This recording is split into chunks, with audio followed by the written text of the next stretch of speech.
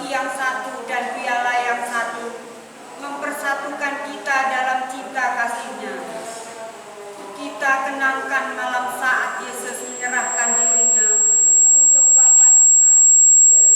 Inilah misteri cinta kasih Allah kepada kita yang tidak terbatas.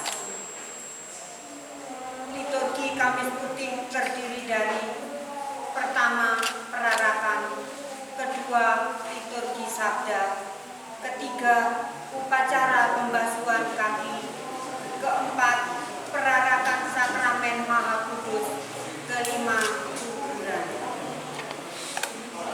Untuk menjaga ketenangan, alat komunikasi harap dimatikan. Tidak diperbolehkan meninggalkan tisu, botol minuman, dan bungkus permen di dalam gereja. Marilah kita menyiapkan diri untuk merayakan misa Kamis Putih. Berkat dalam. Berkat dalam.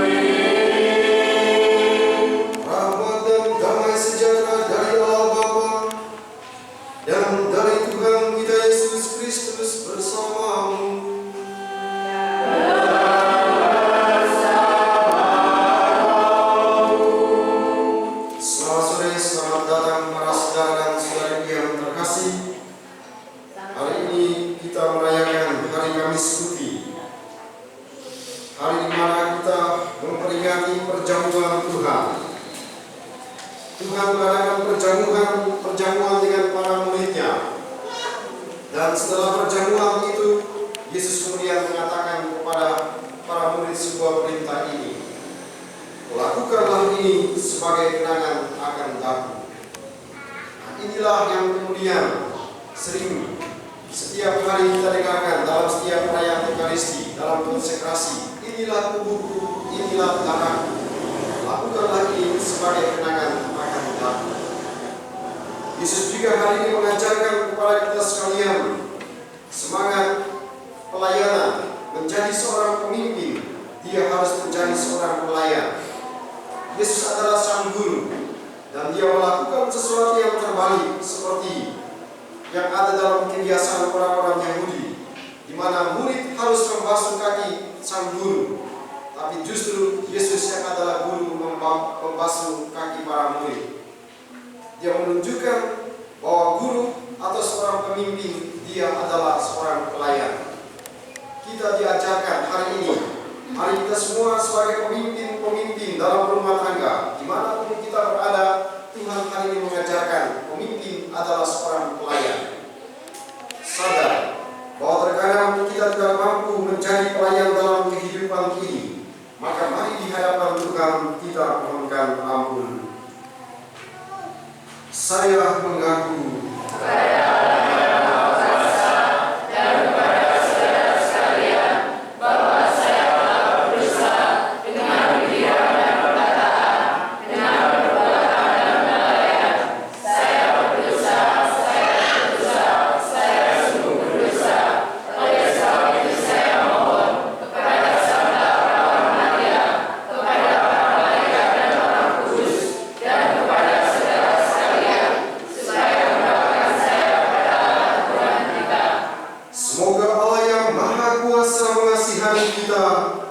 mengampuni dosa kita dan menghantar kita ke hidup yang kekal. Amin. Amin.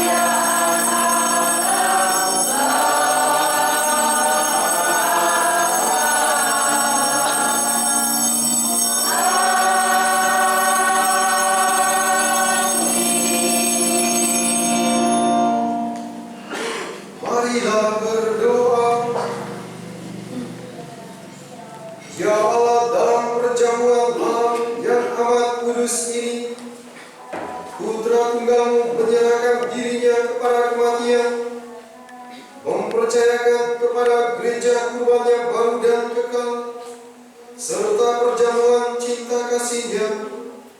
Semoga kami yang merayakan perjamuan malam ini menimba kepenuhan kasih kami dan hidup dari misteri yang luhur dan agung ini dengan pengaturan Tuhan kami Yesus Kristus Putra-Mu yang hidup dan berkuasa bersama Dikau dalam persatuan Roh Kudus, Allah sepanjang segala masa.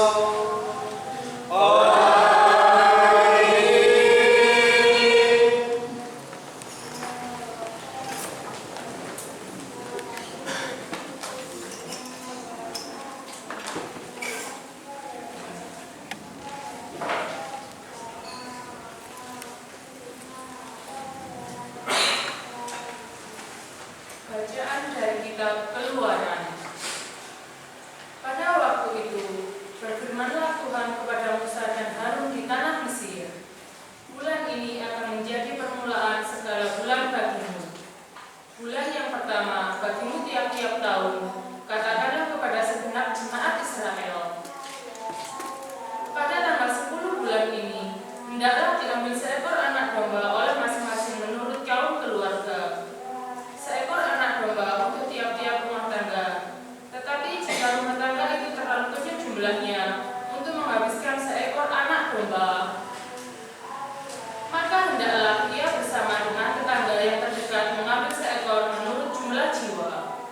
Tentang anak domba itu, kamu buatlah perkiraan menurut keperluan tiap-tiap orang.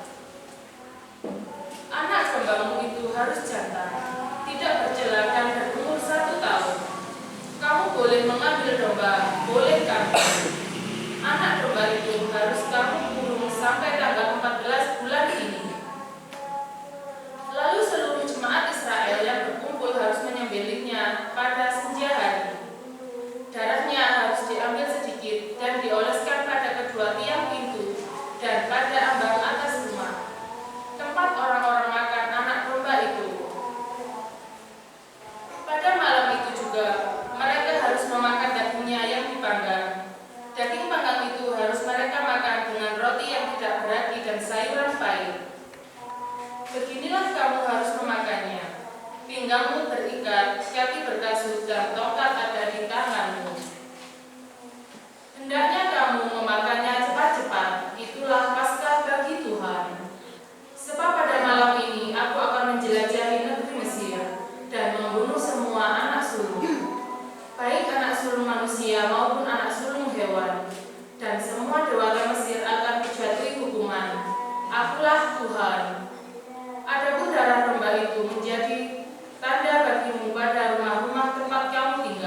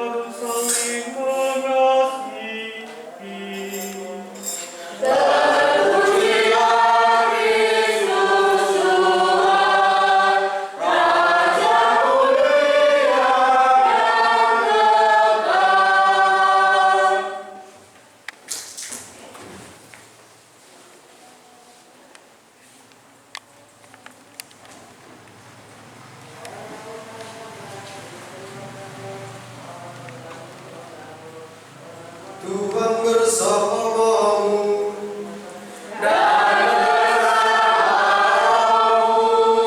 Inilah Injil suci menurut Yohanes.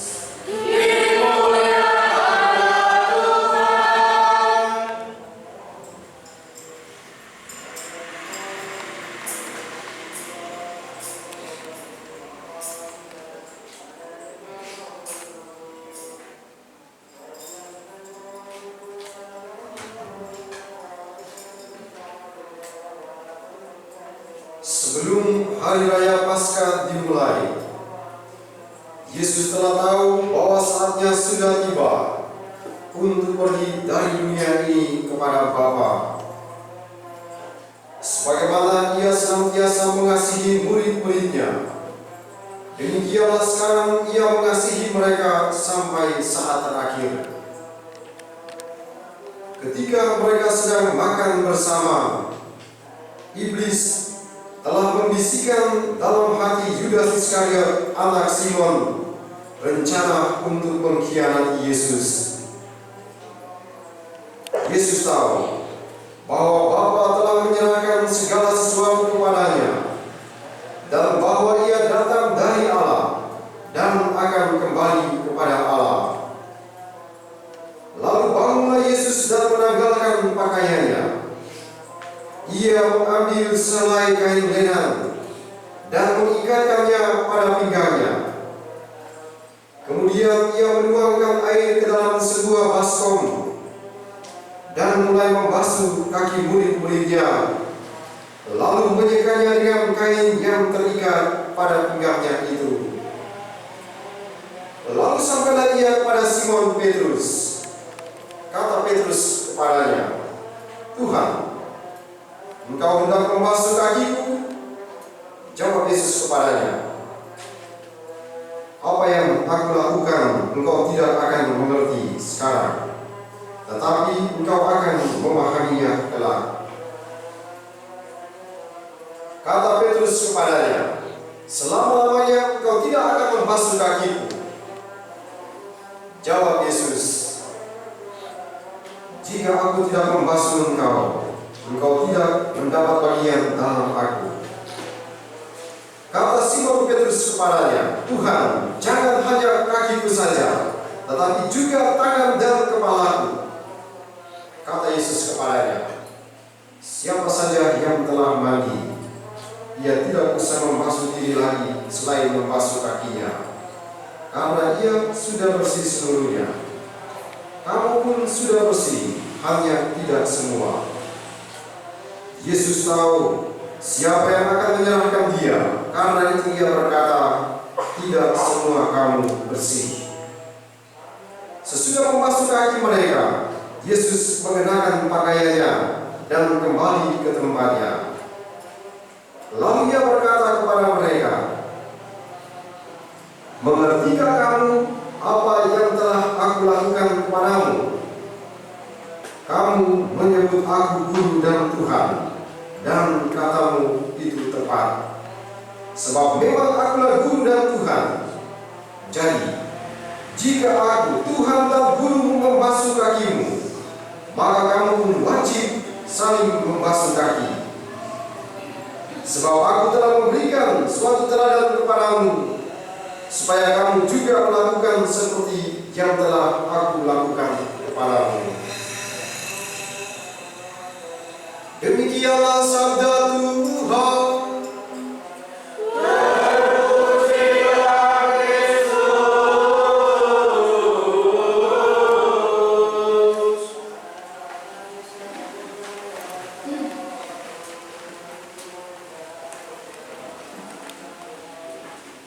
Para saudara yang terkasih dalam Tuhan kita Yesus Kristus,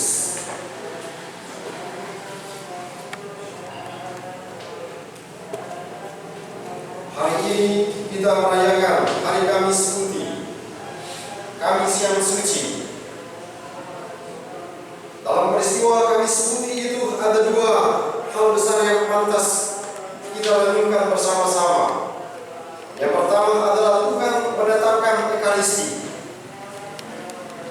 Yang kedua adalah Dia mengajarkan kasih, mengajarkan kepada para murid dan tentunya kepada kita semua. Yang pertama, Tuhan mengajarkan tentang Ekaristi itu. Dia menetapkan Ekaristi itu. Maka dia katakan dalam bacaan kedua tadi, setiap kali kamu makan dan minum roti dan anggur ini, tubuh dan darah Kristus, kamu mewartakan wafat dan kebangkitan Kristus. Yesus tadi katakan apa? Inilah tubuhku, inilah darahku. Lakukanlah ini sebagai kenangan akan daku. Kata-kata inilah yang kemudian selalu kita dengarkan dalam setiap perayaan Ekaristi pada saat konsekrasi. Pesan Yesus selalu diulang dalam setiap perayaan Ekaristi. Maka ketika kita merayakan Ekaristi, di situ kita sementara merayakan peristiwa Kamis Putih, peristiwa di mana Tuhan menetapkan Ekaristi itu dan Dia meninggalkan pesan dan amanat itu kepada para muridnya supaya tetap menjalankan amanat itu melalui Ekaristi. Inilah perjamuan terakhir yang dilakukan oleh Yesus bersama murid-muridnya. Dan dalam perjamuan terakhir itu kita mendengarkan tadi, Yesus tahu siapa yang akan menyerahkan dirinya. Dia tahu siapa yang akan mengkhianati dirinya. Dia adalah Yudas Iskariot.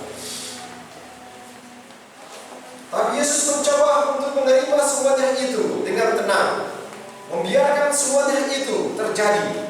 Karena memang kita mendengarkan pada hari Minggu Palma, Yesus dia bilang apa? Ketika dia tahu Petrus akan menyangkal dia, ketika dia tahu bahwa Yudas Iskariot akan menjual dia atau mengkhianati dia, dia tahu orang-orang yang berteriak, "Hosana putra Daud," mereka akan berteriak, "Salibkanlah dia." Tapi Yesus, dia masuk ke taman Getsemani itu, lalu dia berdoa apa?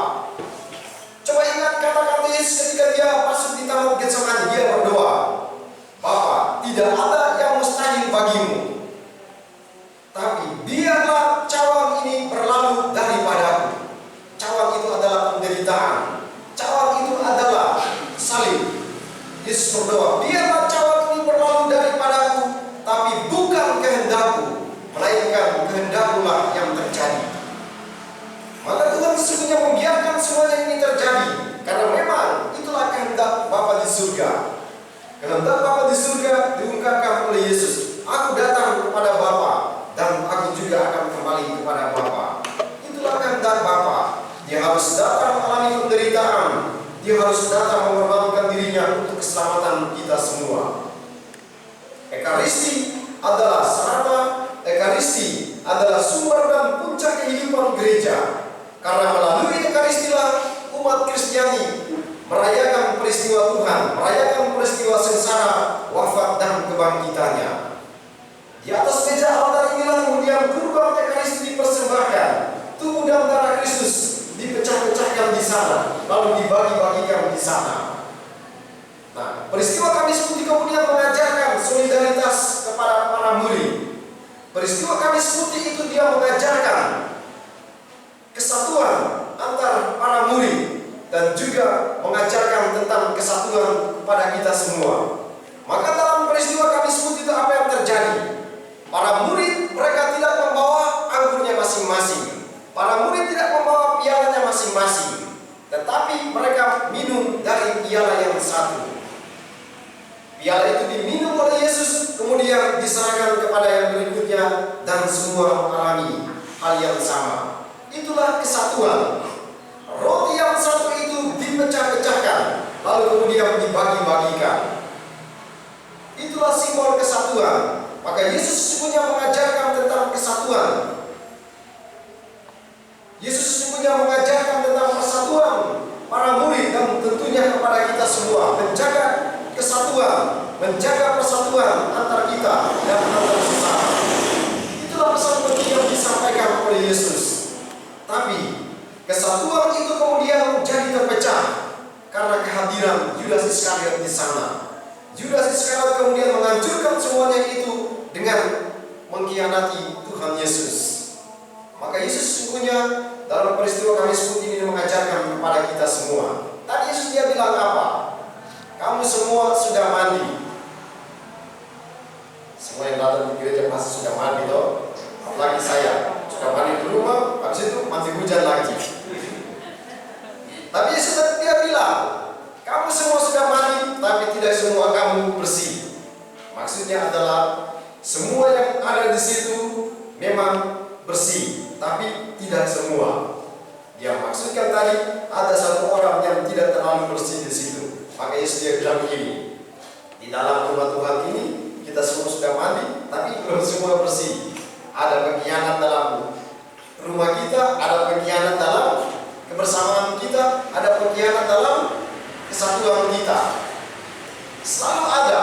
Maka jangan heran, Yudas Iskariot sudah menampilkan kepada kita semua hari ini.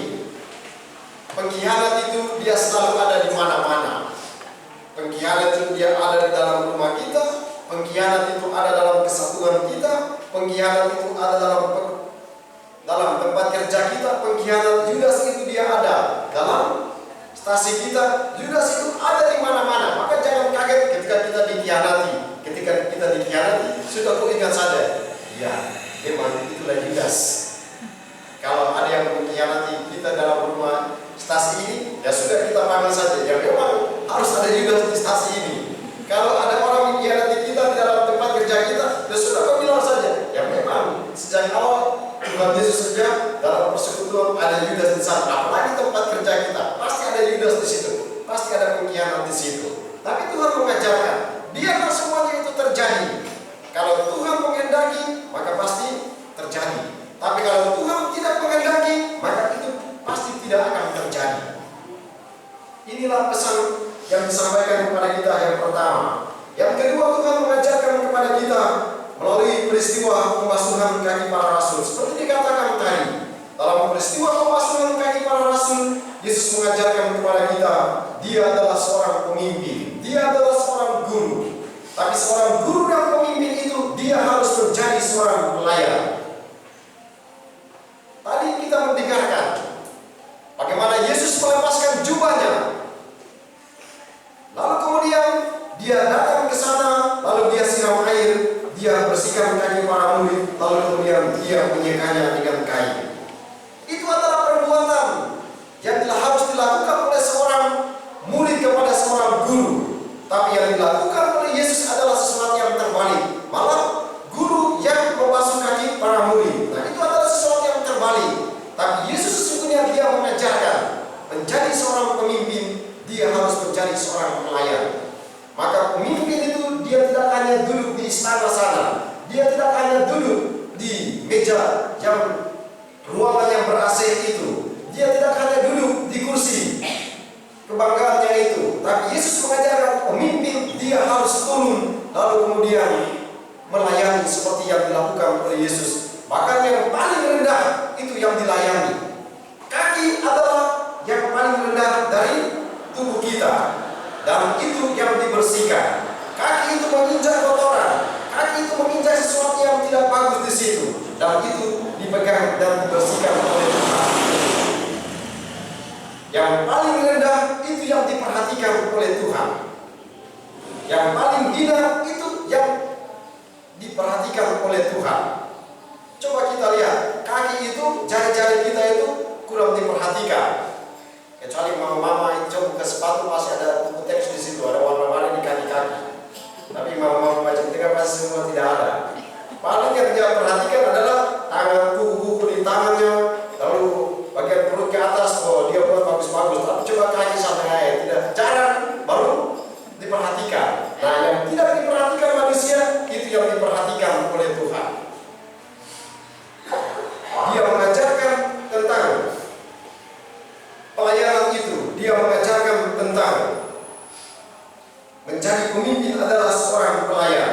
Maka nanti simbolnya sebentar dalam peristiwa pembasuhan kaki itu, nah sebentar imam atau pastor itu dia akan melepaskan kasulannya, dia akan melepaskan semuanya ini. Nah, baju ini adalah tanda kemegahan, baju ini adalah simbol pemimpin. Maka dia sebentar nanti baju ini akan dilepaskan, seperti yang dibuat oleh Yesus. Dia menanggalkan jubahnya, lalu kemudian dia pakai tali. Maka tadi saya siap tali di sini. Ini. Jadi baju dilepaskan, jubah dilepaskan, lepaskan. Kepemimpinan yang melekat dalam diri kita jangan menjadi gengsi, membuat kita menjadi gengsi, tapi harus dilepaskan. Untuk kemudian apa? Datang menyapa, datang melayani seperti yang dilakukan oleh Tuhan. Semoga sabda Tuhan hari ini menginspirasi kita semua, supaya dari hari ke hari, mari kita menjaga persatuan dan kesatuan.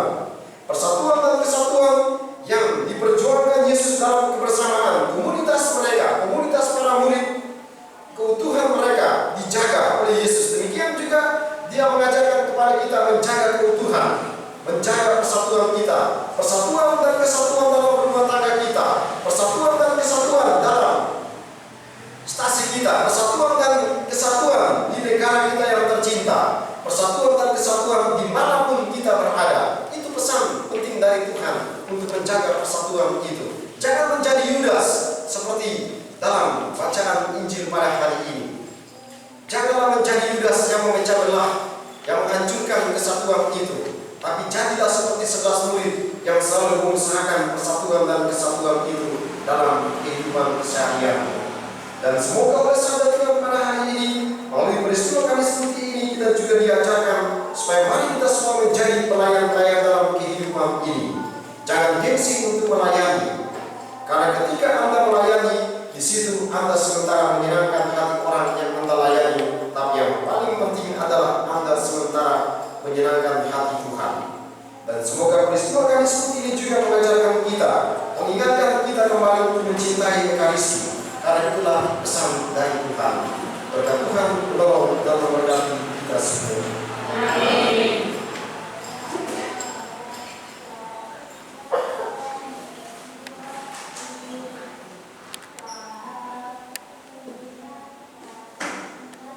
Tiba saatnya kita memasuki upacara pembasuhan kaki. Para rasul dipersilakan tampil ke depan untuk dibasuh kaki.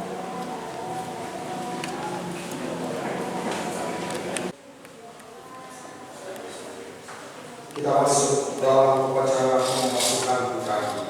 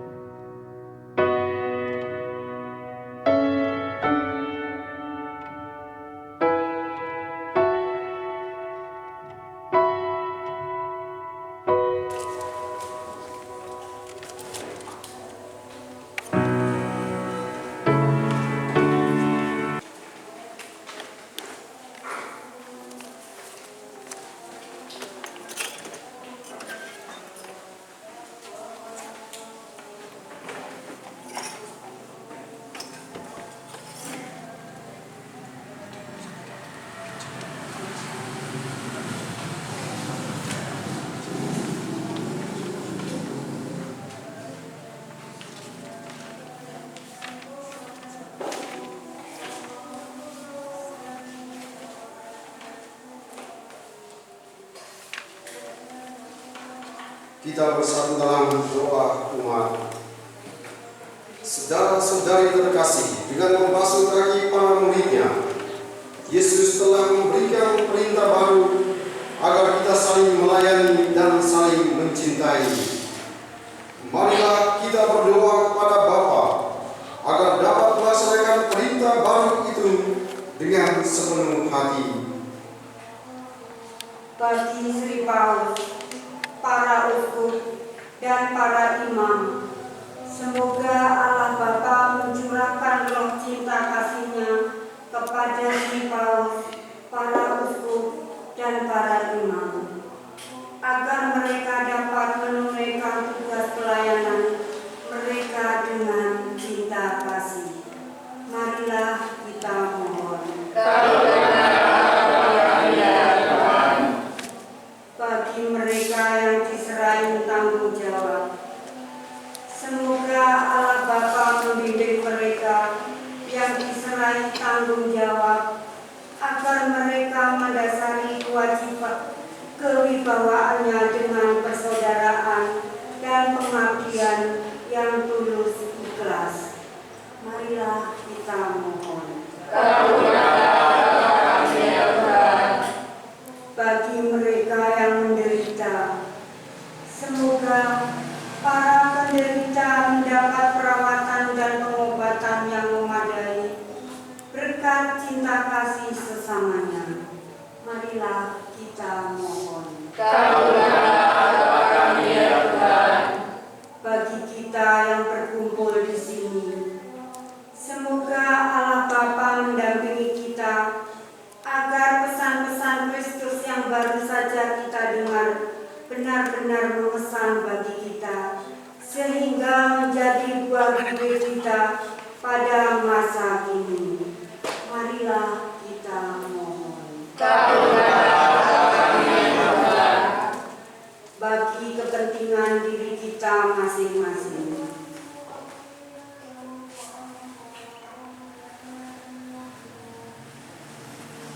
marilah kita mohon.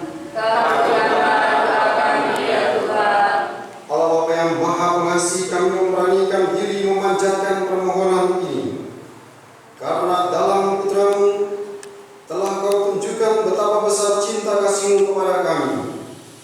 Kami yakin bahwa Engkau akan mengabulkannya, sebab kata-kata ini dimaksud sebagai doa Yesus Kristus, Tuhan dan pengantara kami. Amin. Kita lanjutkan persiapan persembahan.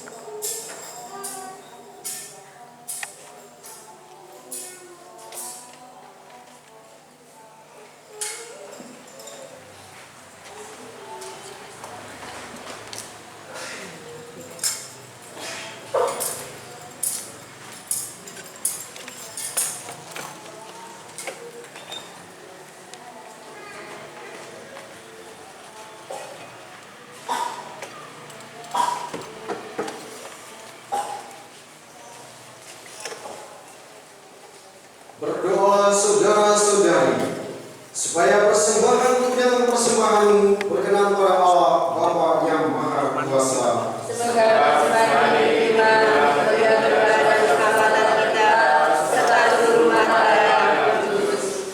Ya Tuhan, perkenankanlah kami merayakan misteri ini dengan pantas, karena setiap kali kenangan akan kurban ini dirayakan, terlaksanalah karya penebusan kami dengan pengantaran Kristus Tuhan kami.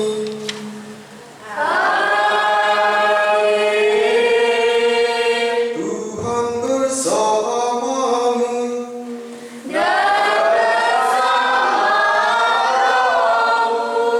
Marilah mengarahkan hati kepada Tuhan.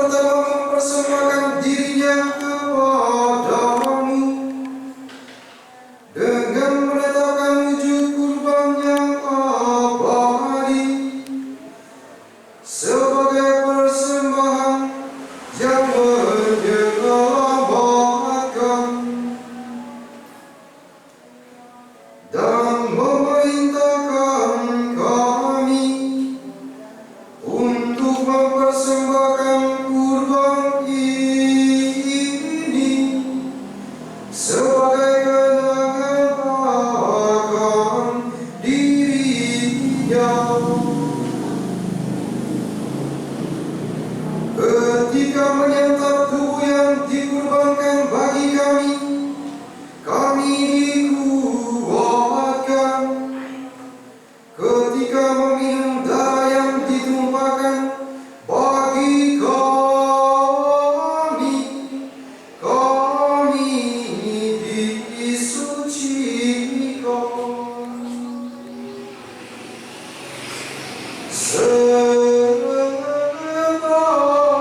itu, bersama para malaikat dan malaikat agung, bersama singgasana dan kekuasaan, serta bersama seluruh laskar surgawi, kami melakukan mara kemuliaan bagimu dengan tak henti-hentinya berseru.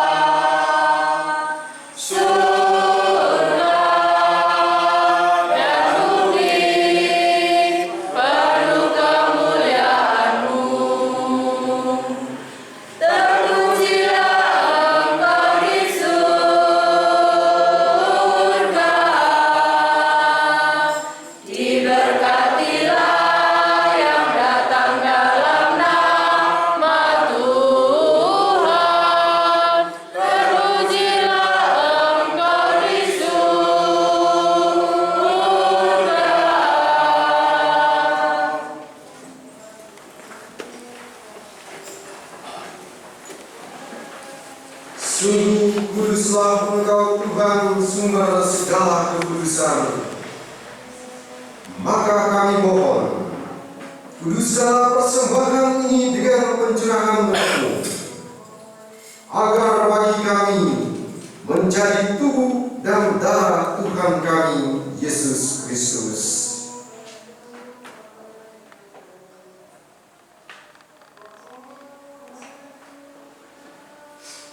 Ketika Dia diserahkan untuk menanggung sengsara dengan rela, Dia mengambil roti dan mengucap syukur. Dia memecah-mecahkan, lalu memberikannya kepada murid-muridnya seraya berkata,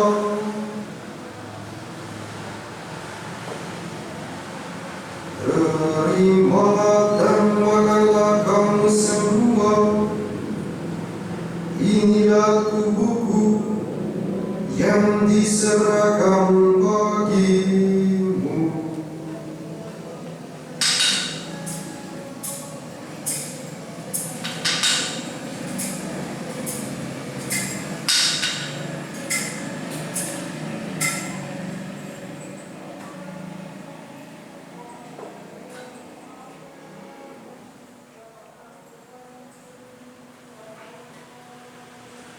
Demikian pula sesudah perjamuan, Ia mengambil piala. Sekali lagi Dia mengucap syukur kepadamu, memberikannya kepada murid-muridnya seraya berkata, "Terimalah dan minumlah kamu semua. Inilah piala darahku,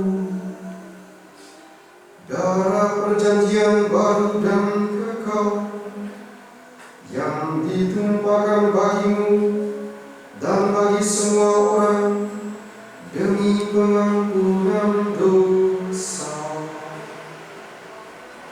Lakukanlah ini sebagai kenangan akan aku."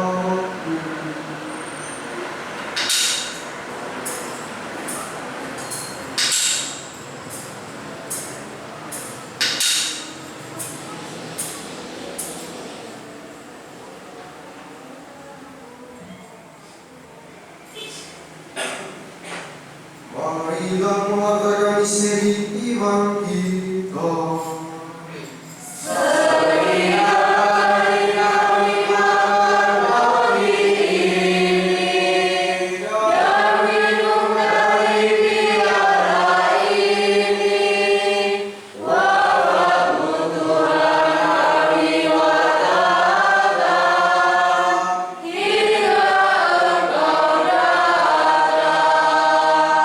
Sambil mengenangkan wafat dan kebangkitan Kristus, kami mempersembahkan kepadamu Bapa roti kehidupan dan piala keselamatan. Kami bersyukur sebab kami menganggap layak menghadap Engkau dan berbakti kepadamu. Dan kami mohon semoga yang menerima tubuh dan darah Kristus dihimpun menjadi satu umat oleh Roh Kudus. Ingatlah Tuhan akan gereja-Mu yang tersebar di seluruh bumi, agar Engkau yang meraganya dalam cinta kasih. Dalam persatuan dengan Paus kami Fransiskus dan Uskup Hendrikus serta semua rohaniwan. Ingatlah juga akan saudara-saudari kami yang telah meninggal dengan harapan akan bangkit, dan akan semua orang yang telah berpulang dalam kerahiman-Mu, dan terimalah mereka dalam cahaya wajah-Mu. Kami mohon kasihanilah kami semua, agar kami Engkau terima dalam kebahagiaan abadi bersama Santa Prawa Maria Bunda Allah, Santi Yosef mempelainya, para rasul-rasul Roh Kudus sepanjang masa yang hidupnya berkenan padamu. Semoga kami pun Engkau perkenankan terus serta memuji dan memuliakan Dikau dengan pengantaran Yesus Kristus Putra-Mu. Dengan pengantaran Dia, bersama Dia dan dalam Dia, bagi-Mu Allah Bapa yang Maha Kuasa, dalam persekutuan dengan Roh Kudus, dalam hormat dan kemuliaan sepanjang segala masa. Amin. Atas petunjuk penyelamat kita dan menurut ajaran ilahi, maka beranilah kita berdoa.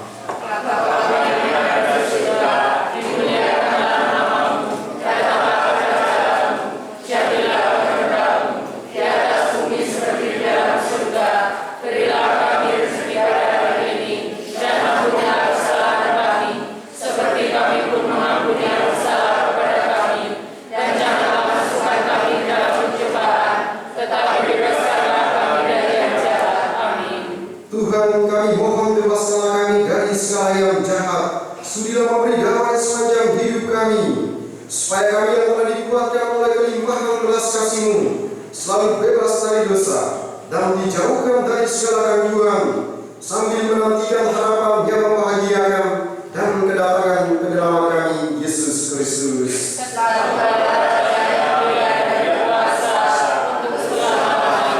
Tuhan Yesus Kristus, Kau telah bersabda kepada para rasul-Mu, damai ku tinggalkan bagi-Mu, damai ku berikan kepadamu.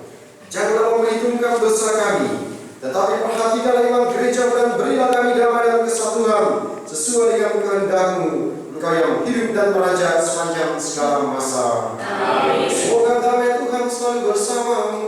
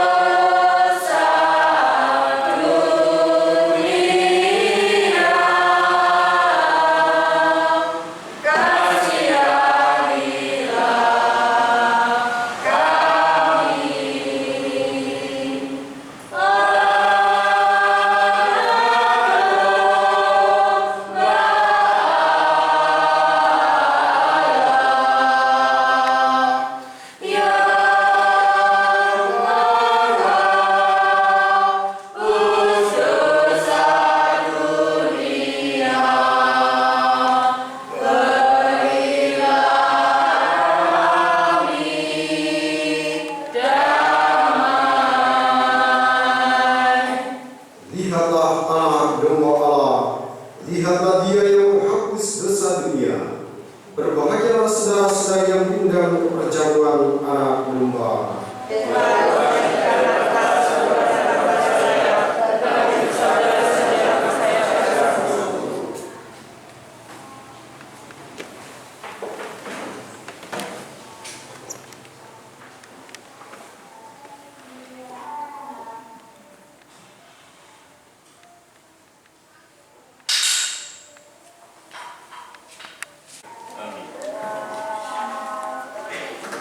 Amin.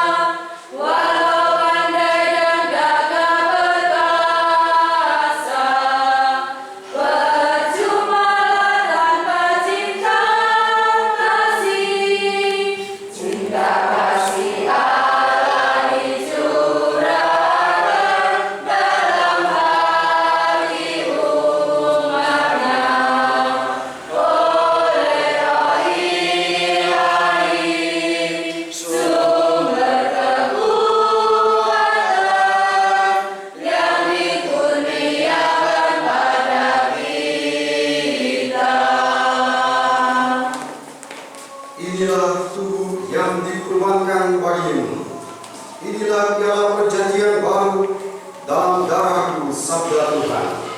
Setiap kali kau menyambutnya, lakukanlah untuk mengenangkan daku. Marilah berdoa. Allah Bapa yang Maha Kuasa, dalam hidup di dunia ini kami dikuatkan oleh perjamuan putra-Mu. Semoga kami layak untuk turut menikmati perjamuan abadi di surga dengan pengantaran Kristus Tuhan kami.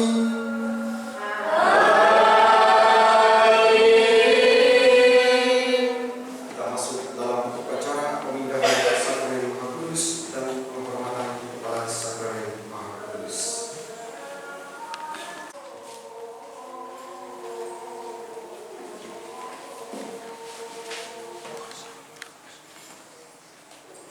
Tiba saatnya kita mengenangkan peristiwa perjalanan Yesus untuk melaksanakan tugas mulia, yaitu mengorbankan diri untuk menebus dosa manusia. Marilah dengan penuh hikmat kita ikuti perarakan sakramen Maha Kudus yang melambangkan perjamuan dan pengorbanan Yesus. Umat diharap tenang mengikuti romo.